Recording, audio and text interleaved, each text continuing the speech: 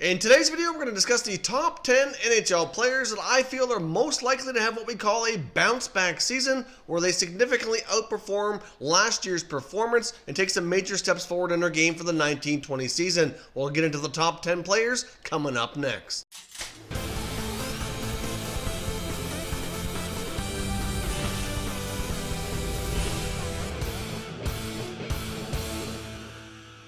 So welcome back here to Top Shelf Hockey. As I mentioned, today we're going to be discussing the players in the NHL that I feel are most likely to have what we call a bounce back season. Now keep in mind, this is strictly just my opinion. Feel free to agree or disagree, and let me know down in the comment sections if you feel these players will bounce back, or if there's some other different NHL players that you feel should be added to this list as well, and we can continue discussing down in the comments. Now let's get started with my top 10. First up, we've got Burakovsky, who was formerly of the Washington Capitals, kind of stuck in limbo, had a hard time being consistent, had a hard time breaking out. Now, of course, is part of the Colorado Avalanche organization, where he very well might find himself playing a much more offensive role, and I think he's going to find himself getting more opportunities to really show that offensive talent on a more consistent, regular basis, especially if forward Mikko Rantanen ends up holding out and missing time beyond the beginning part of the regular NHL season here. I do think it's possible as well that Burakovsky could see time in the top 6, especially in the top line with McKinnon and Landeskog, regardless if Mikko Rantanen is signed or not. And as I record this video, Mikko Rantanen is remaining unsigned, so if that signing has taken place since I recorded this video, then it might change things here a little bit. But either way, I see Burakovsky getting a much more opportunity with the Avalanche than he did with the Capitals before. I think also that there might be more times when Jared Bednar feels more comfortable kind of making those top 3 players play on separate lines and giving Burakovsky a crack to play with McKinnon and Landeskog more at times as well. And so I do think we're going to see Burakovsky have a bit of a bounce back breakthrough season and certainly perform much better over the last couple of years than he did with the Washington Capitals. Next up, we have Kevin Shattenkirk, formerly of the New York Rangers, now part of the Tampa Bay Lightning organization. Of course, really ever since Shattenkirk's time with the Rangers, things did not go well. He battled some injuries, did not play the best, and really overall the team kind of struggled as well. Certainly did not bode well for a successful time for him going back to play for his childhood team that he cheered for, back in his home state of New York. Now he goes on to Tampa Bay, who's a much stronger team where he can play a little bit less of a significant role, take the pressure off a little bit, and just be better suited for what the role he's going to be given there. Shattenkirk really wasn't meant to be a top defenseman. I just don't see Kevin Shattenkirk as being the type of player who can take the spotlight and really be that true number 1 defenseman. Of course, down in Tampa, he's going to have lots of players ahead of him on that depth chart to take much more bigger minutes away. Obviously, they got Victor Hedman, Ryan McDonough, Mikhail Sergachev, just to name a few here. So I think he's going to be able to settle into a smaller role, be much more productive, help them on the power play, and overall get his game back going, and certainly prove himself that he's still a capable NHL defenseman, especially on the offensive side of the puck. He'll certainly contribute to Tampa Bay's strong season and help them get back to have another shot at a Stanley Cup.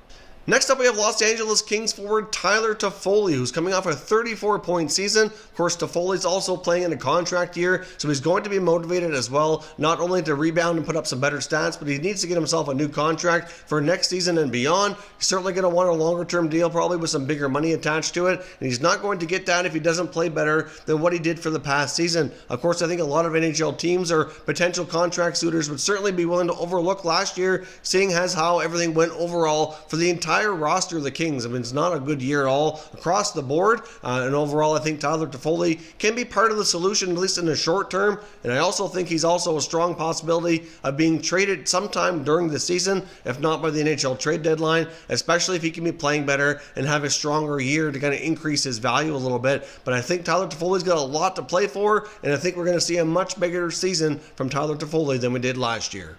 Next up, we have Max Pacioretty of the Vegas Golden Knights. Really, his first year with Vegas last year, it was okay, but it certainly wasn't great. Pacioretty's kind of been a little bit in decline over the past couple of years. His stats are not what they used to be back when he was scoring 35 to 40 goals. I think Max Pacioretty is going to break out and certainly have a much better year for Vegas. I think having the line of Pacioretty, Stone, and Stastny together for a full season, hopefully they can stay healthy, will make a huge, significant difference. Mark Stone makes everybody he plays with better. He's proven that that time and time again here, and that's going to continue as he gets to be line mates with Pacioretty for a full season. Of course, Stone only ended up in Vegas later into the season last year, but you could see that line have a lot of chemistry after his arrival, and I think having a full season of those three play together is going to be a significant difference for the Vegas Golden Knights, and I do expect Max Pacioretty to become a 30-goal scorer or better yet again. Next up, we have Jamie Benn of the Dallas Stars. Now, Jamie Benn was down to 53 points last year, where for the most part in his career, he's averaged around 70 to 80 points. I don't expect him to get back to the high-scoring ways like he did when he won the Art Ross Trophy a few years ago, but I do think with everything that went down last year with Dallas, there was certainly some drama from the executive level down, kind of calling out Benn and Seguin, and of course they've added some nice pieces to their roster this coming offseason as well, so I do think the Dallas Stars overall will be a stronger team. They get some more leadership there to take the pressure off Benn, and I think because of that, we're going to see Jamie Benn get back to his scoring ways and get back up to at least that 70-point range or better, so I do think Dallas is going to get a much better offensive season out of Jamie Benn for the coming year. Next up, we have a newly signed restricted free agent defenseman Ivan Provorov of the Philadelphia Flyers. Now, Provorov was given a nice contract by the Philadelphia Flyers, certainly one that he needs to live up to. I think a lot of Flyers would like to forget last year, especially guys like him and Gostisbehere. The offense just was not there. The defensive play wasn't as good. The power play time wasn't nearly as productive as well. There's just a lot of things that went wrong for the Flyers last year, and I think we're going to find an Ivan Provorov coming back looking to reprove himself, earn his contract. And I think we're going to see Provorov take the Flyers to help them be much more successful than they have in the last couple of years. They have a ton of young players in that organization. They also have some pretty strong veterans still sticking around as well. And I do think Ivan Provorov is going to be one of the big reasons why we see this Flyers team be more successful than last year. Him along with Shane Gostisbehere are both going to have better seasons, but I think we're going to see Ivan Provorov get back closer to what he was 2 years ago when he scored 17 goals, was a major force on the Flyers power play.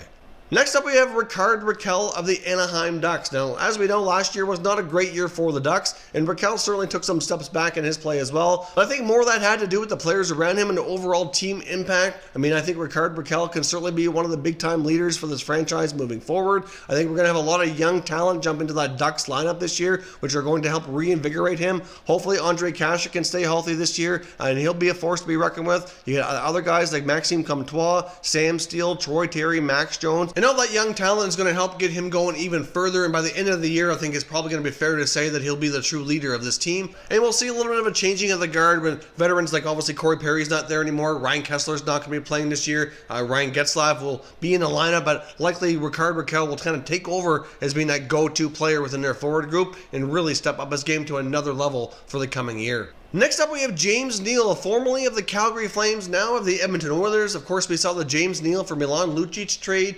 basically swapping of bad contracts. Neither player really seemed to fit with their current organization, and the two teams in Alberta decided to make a bit of a swap to give each player a fresh start and to see if they can get them back to playing closer to what they used to be in the past. Now, I have much more confidence that James Neal is going to be able to accomplish that more so than Milan Lucic. I think his role with the Flames is going to be a little bit different, and even though he might be able to be more effective and more productive than he was with the Oilers, I just don't expect there to be huge offensive numbers. But with James Neal, I think he has the ability to become a much more offensive player like he has been in the past. He's expected to play in the top six. He very well might have an opportunity to play with McDavid at times, but it likely is more expected right now that he probably starts the year playing with Ryan Nugent-Hopkins. But either way, he's going to be surrounded by much better offensive players than he was last year. He's going to be given more of an opportunity, and I can certainly see James Neal having a much better offensive season, scoring 20 plus goals. Wouldn't be surprised to even see 25 to 30 be the final tally here for James Neal. I think he can still be the real deal James Neal, and we're going to see that last year was just a blip. Overall, I think we're going to be able to say that last year James Neal was just kind of stuck in a bad situation where he just wasn't able to thrive.